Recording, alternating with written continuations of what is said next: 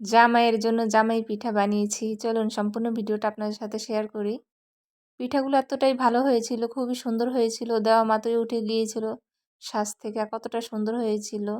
আমি তো বানাচ্ছিলামই আর বানাচ্ছি আর ভিডিও করছি। সম্পূর্ণ ভিডিওই আপনাদের সাথে শেয়ার করব। আর কতটা পারফেক্ট হয়েছিল পিঠাগুলো তা তো আপনারা দেখতেই পারছেন। আসসালামু আলাইকুম, সবাই কেমন আছেন? আমি তো বেশ ভালোই আছি। প্রথমে আমি একটা বাটিতে একটা ডিম দিয়ে পিঠাগুলো বানাবো। একটা ডিম দিয়ে যে এতগুলো পিঠা হয় কি আর বলবো। প্রথমে আমি ডিমটা ভালো করে ফেটে নিয়েছিলাম। পরিমাণ মতো স্বাদ অনুযায়ী চিনি দিব। চিনিটা চেষ্টা করবেন যে ভালো করে ফেটে নেওয়ার জন্য।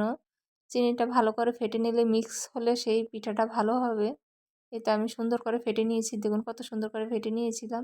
দিয়েছিলাম ময়দা আর চালের গুঁড়া মিক্স করে দিলে দেখা যায় যে পিঠাটা খেতে ভালো হয়।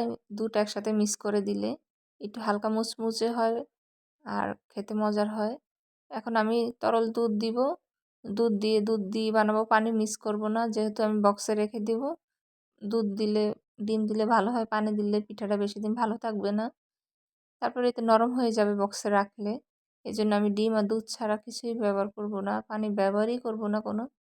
তারপরে তো এরকম তরলভাবে করে সব আমি ডোটা বানিয়ে নিয়েছি। এমন হতে হবে ডোটা, না হলে কিন্তু পিঠাটা পারফেক্ট হবে না।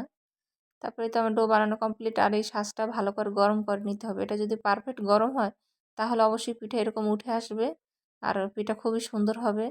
এই যে আমি সবগুলো এরকম করে বানিয়ে নিয়েছিলাম আর খেতে কি আর বলবো, বেশ মজার হয়েছিল। আর কতটা যে মুচমুচে হয়েছে দেখুন, একটা ভেঙে দেখাই কতটা পারফেক্ট হয়েছিল পিঠাগুলো। সবাই ভালো থাকবেন। Tata, by everyone.